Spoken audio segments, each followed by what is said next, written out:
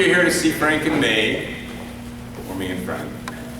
If there are children here, please have them leave. I don't want to have to apologize or expect to be apologized to by some parent who's coming here unawares or thinking that I would accommodate, or Frank would accommodate, anybody else's feelings.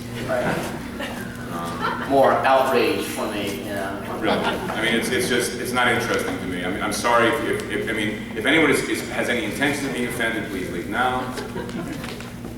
And you know, what the fuck? You know, excuse me. I mean, really, what the fuck? For those of you curious, this is Frank Cho. This is Howard Chaykin. Frank. When it means something. Frank is one of my favorite people in the world, and I know that Frank feels the same way about me. And I knew this is not a joke. We're both very serious. After Jesus, Howard's my second favorite Jew. And after Kim Jong-il. Okay. I know his real name. Okay. He knows my real sensibilities, my real credibilities, and we were warned about each other by mutual friends before we met. And when we met, we've stopped speaking to all those fuckers because basically they were wrong. We've had a love match since the day we met. I mean, I love this guy. I really do. I like him okay. You know, he's not in touch with his feelings like I am. That's really an issue. And it's not a work thing. I mean, neither of us, we both work in the same business, but we really do very different things. And I'll never be the draftsman that Frank is, but he'll never be able to make a page like I do. It's just a bottom line. That's true. Yeah. We have, what's that? It's true. You know, we just have different skill sets, and I think one of the reasons we get along as well as we do is that there's no overlap for our skill sets. So we can both look at each other's work without a competitive perspective. You know, without saying to myself, "Well, that fuck could do it." Why? Because I can't do what Frank does, and I know he can't do what I do. Okay. Softcore porn. I'm a great believer in hardcore. Softcore is bullshit. Comic books is rife with softcore porn because people in comic books, for the most part, are much more comfortable being titillated than satisfied. They're an audience that, with all due respect, the present company, of course, accepted, an audience that's easily flattered, offended, and manipulated. And I made a conscious decision not to do any of those things. What's this panel about? I explained it in the chat. Oh, there was no theme or anything? Well, the theme is, fuck no. I really don't know. I mean, I basically, you know, I love the idea of comics. The reality is frequently daunting and off-putting. And I love the fact, let's talk about this cat who was on before us. Okay, you want to do that? You okay with that? I didn't know who he was. Me neither. But he was willing to take our time because he knew in his heart of hearts that you needed to hear what he had to say. And that is a perfect illustration of the self-regard and monomania and narcissism that exists in the comic book business today. You know, it's an utter and complete disregard for the feelings of others because they had something important to let me know. This is incredibly insulting to me and to Frank, whose time is just as valuable as his motherfucker. Okay? That's got it off my chest. Any comments in that regard? No, it's a nail. You agree with me? Yeah, I agree with you. Yeah. There really is no theme here. Mostly it's a matter of shop talk, and the problem is that they record everything now, so we can't really tell what we really think. Really? Which part was the really part? The recorded, or we can't say what we really think? Well, I mean, if you want, I'll create a problem, and Frank will help solve it. How does that sound? Okay. I mean, is there any questions? I mean, this Not is yet. all right. Frank, can I talk about what's happening in the past couple months in an oblique way? What's happening with what? Wait a minute. Right. Okay, can I? Sure. Frank had an experience over the past couple of months, which was a perfect demonstration of something that I've been aware of that's happening in comics for the past 5 or 6 years, maybe 10 years, which is the ascendancy of the writer as the alpha in the business. Okay, and it's daunting to me to have it confirmed, have my worst suspicions confirmed.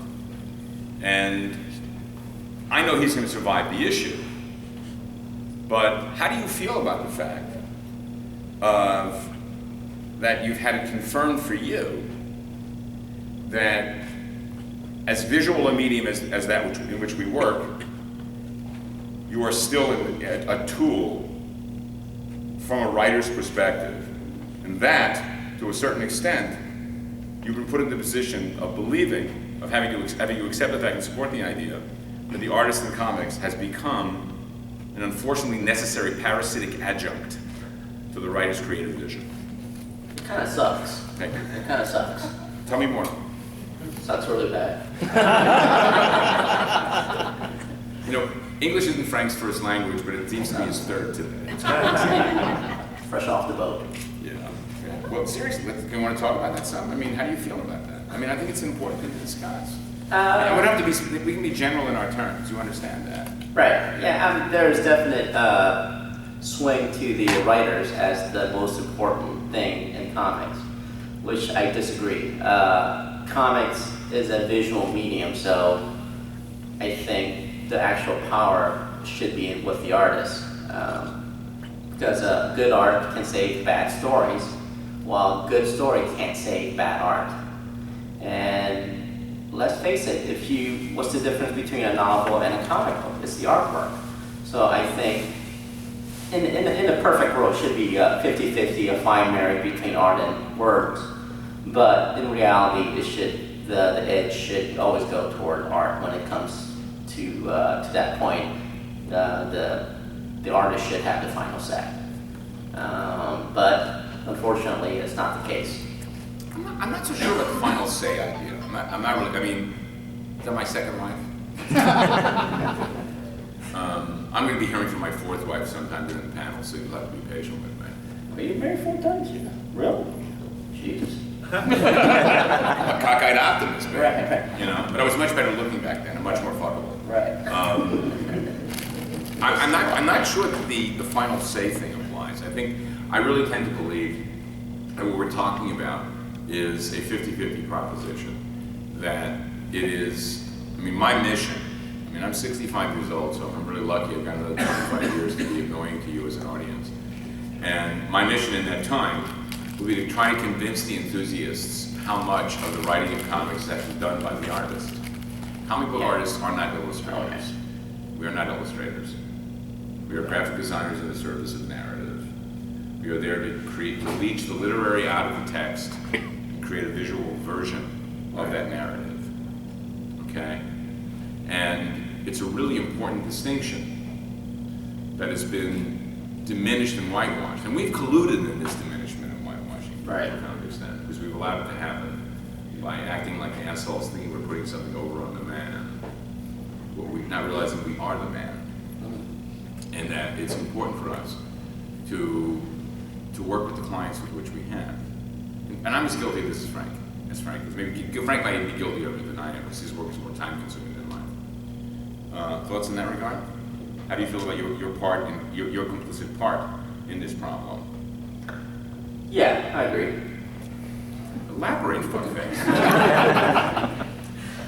Well, going to your earlier part, the artist actually does a lot of the writing, which the public doesn't know. The writer, he will give you a script. What the fuck? She is.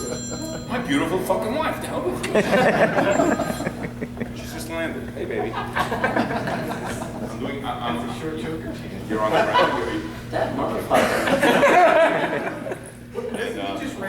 You shut up. I'm talking to my wife here. Come on. I'm on a panel with Frank. I'll play when I get off, okay? Okay, sweetie. Bye. Bye. I will. Bye. She says hi. What's she wearing? What's that? What's she wearing? She's probably trying to travel close, like a shift. Oh, fantastic. She's in D.C. Oh, She went fantastic. to IAD. I thought she wasn't coming. No, I'm meeting her tomorrow night in D.C. She's spending the night alone in the Mandarin Oriental until I get there. Okay, you're gonna come to my house then? No, I'm not going to your house. I'm going back to my hotel room and having a lie down. I'm old, man. Sorry, what did I miss? I told you she'd be calling. You didn't listen. Oh, no, I thought it was a joke. I never joke. That's the problem. People think I'm kidding all the time, but I'm actually a completely very serious guy. I say horrible things to people and they laugh. Like You the know Al this. Rickles comics, yeah. Look, I mean, as long as John Byrne and Rob Liefeld are still alive, I will never be the most despised man in the business.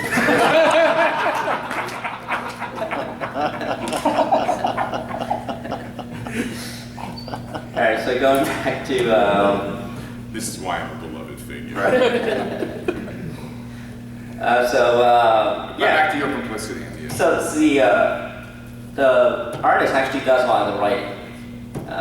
The writer, when I get the script, I'm pretty sure Howard would agree. The writers, for the most part, they don't understand the visual, how to tell a story in a visual medium. So they would basically write out all these scenes, and without giving too much thought on how the artist can break it down into a digestible visual size. Because I had a lot of writers that I work with, they just would write a bunch of stuff, and I basically have to rewrite it to basically transfer that information on paper in a very visual, easy to understand visual language. And God, I mean, I had so many writers would actually describe 2 or 3 action in a single panel, and which would drive me nuts because I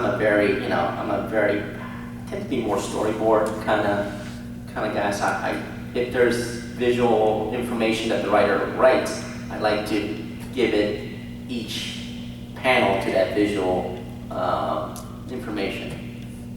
In regard to what Frank just said, can I talk about that breakfast we had in London? Yeah. Okay.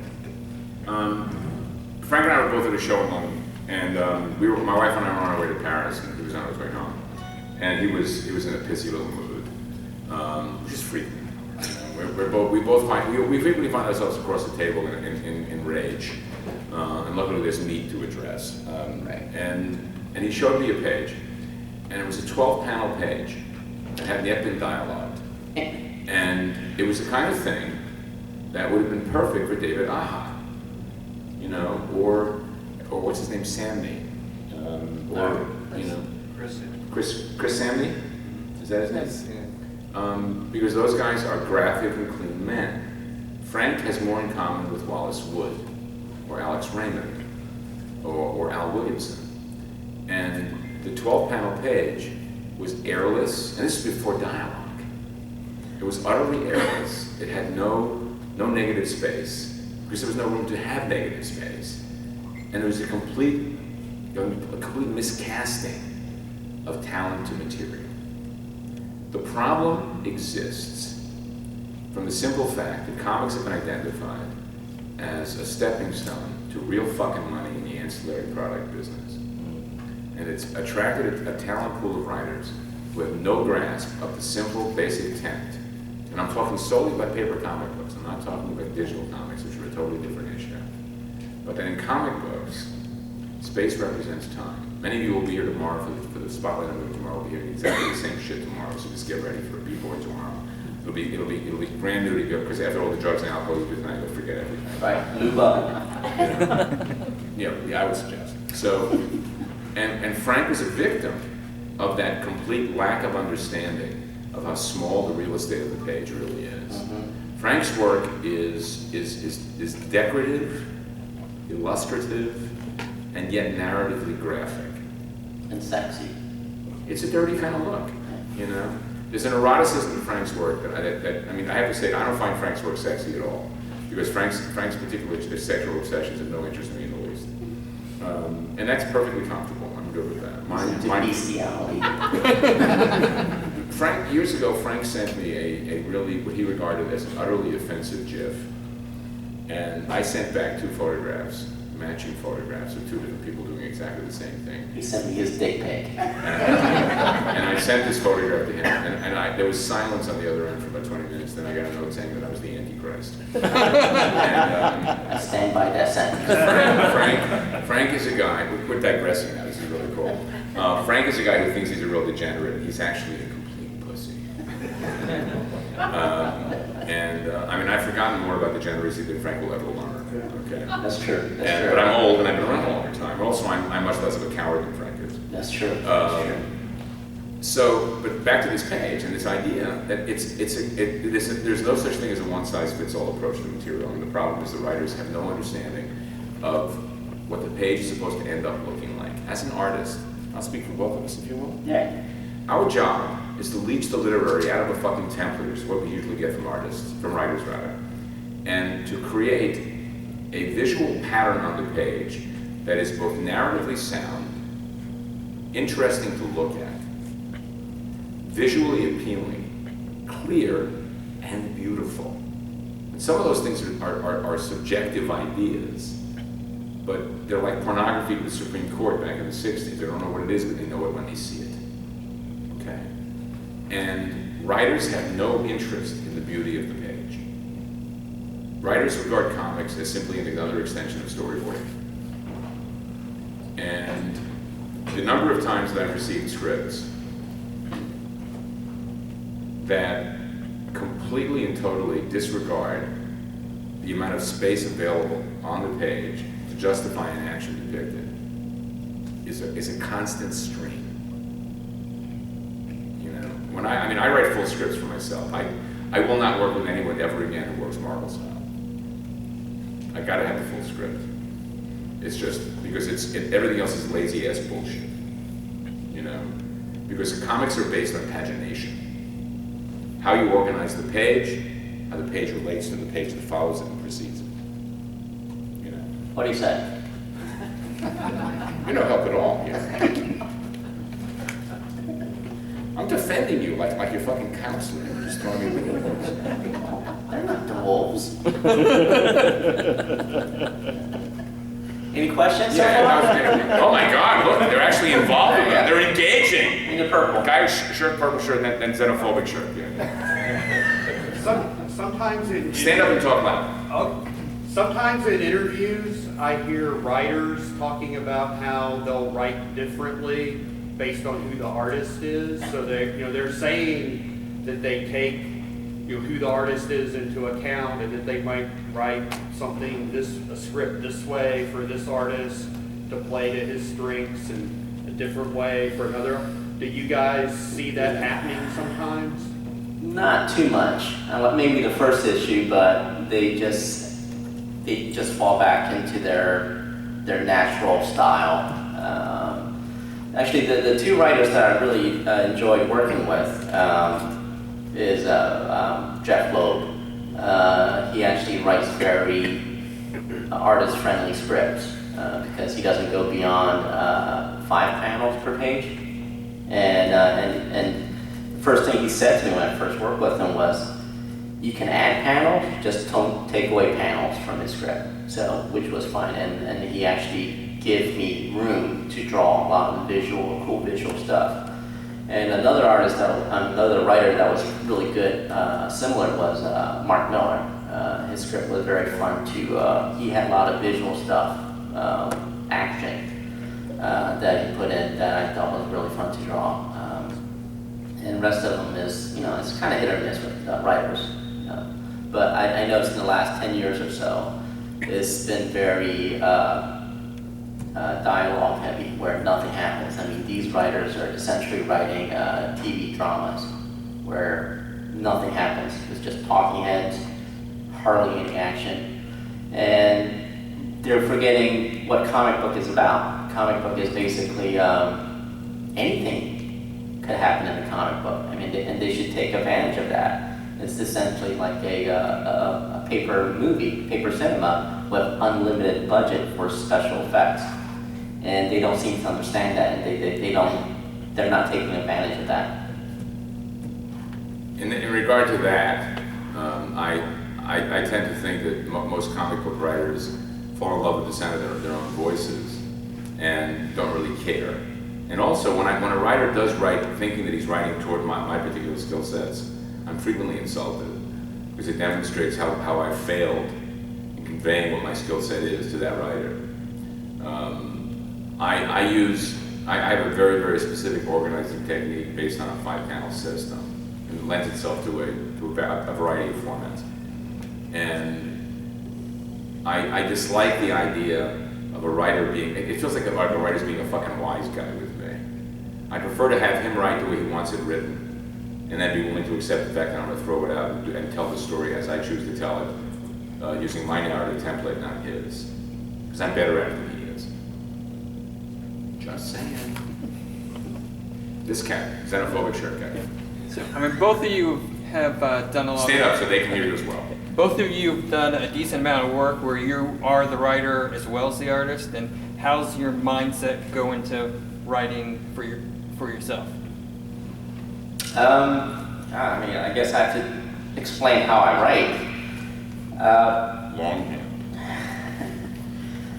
I don't know how I write, but when I write, I have just random images pop in my mind. I mean, just different scenes, and I basically, once I have enough scenes, I kind of piece it together until it forms a linear story.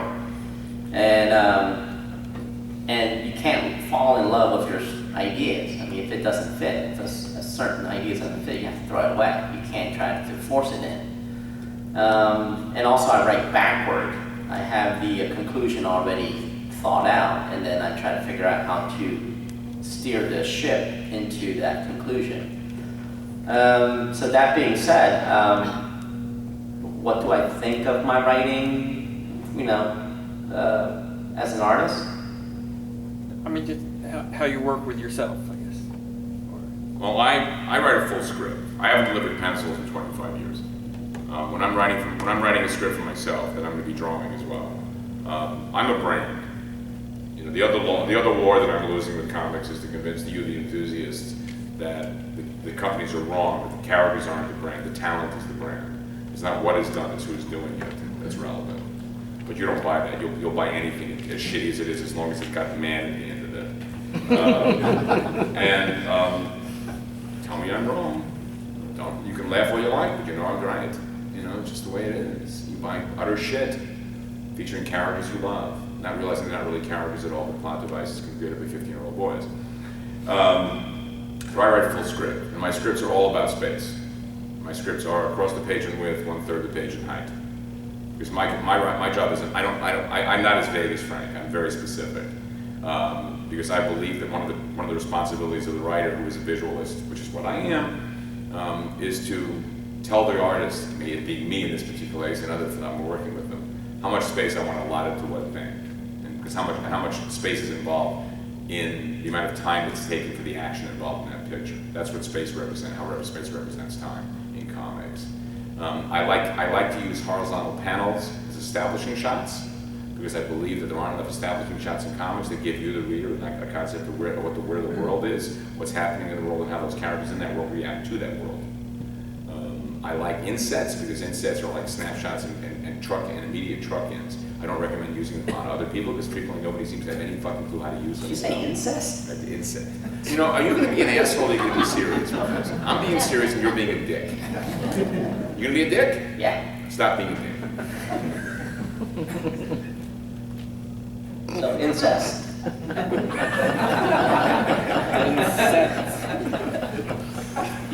Every time I try to respect you, I remember that you're an adolescent in the body of an adult. It's fucking amazing. How do you do this? They let you drive? Yeah. All right. I would very much like to work with Frank. I'm actually going to make a proposal to him over dinner, as a matter of fact. He doesn't know this. This is the first time he's hearing about this. I'm busy. I'll be washing my hair. God, you are old. That's the kind of reference to people making movies made before 1960. That's so cute. You realize who you're dealing. You knew how you're dealing with. Right. You're just hoping I don't decide to attack you in the middle of a sentence. Right. That's good. Okay, good.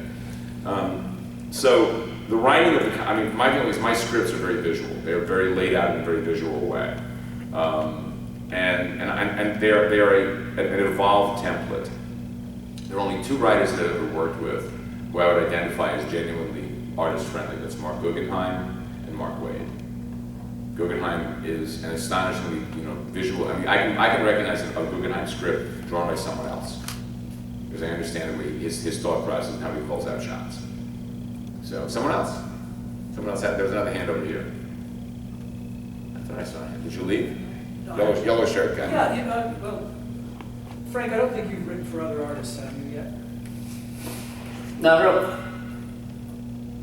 50 Girls 50, or actually, it's more like a story And Howard, you concept. right? Yeah.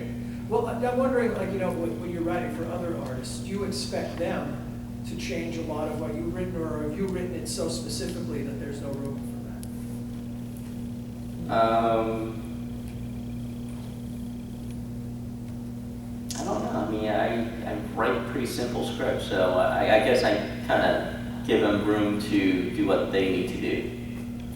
Anecdotally, years ago, Gil Kane, currently dead, asked me to adapt Philip Wiley's novel, Glad When He Is Dead.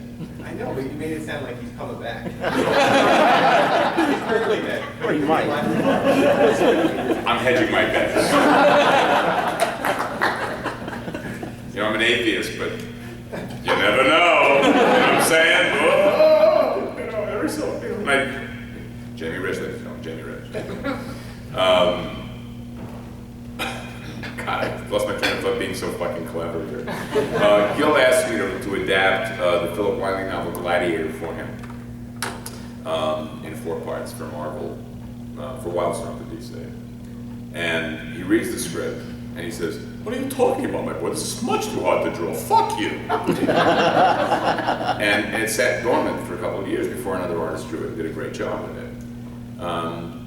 My scripts are very, very finished, very detailed. They're not like, I mean, Alan Moore script, I would draw one Alan Moore script. I will never draw another Alan Moore script in my life because it is a completely time-consuming. And I loved it. I mean, it's a great script, but it takes so much time to write, to read and draw and interpret and think about that it's counterintuitive to the pleasure. I mean, I don't read comic books anymore because comic books, I'm not the audience.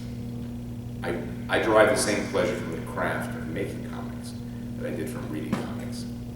And from being annoyed at the schmuck who thinks it's entitled to 5 fucking minutes of my time. You know, that guy. But some of you missed that one. I'm sorry, I have a resentment issue that just happened through my body. You know. So when I do write scripts for other artists, my feeling is I recognize this is difficult, put up with it, you know, it'll be worth your time. And if you don't want to do this, don't do the script. You know, I know your job better than you do. Some years back, I illustrated a script for DC Comics, and the writer called me up and asked me not to do my usual thing with thin sets. And I said, "Fuck you. I know your job better than you know mine. How dare you talk to me this way? You'll be grateful for the fucking job you got. Shut up and be grateful." Guys who are starting on his career can't get away with that. And I didn't much care about this guy's feelings. I was incredibly insulted by this prick. I'm not a bad guy, but how dare he talk to me that way? Fuck you. Honestly. Looking forward to my dinner with him later.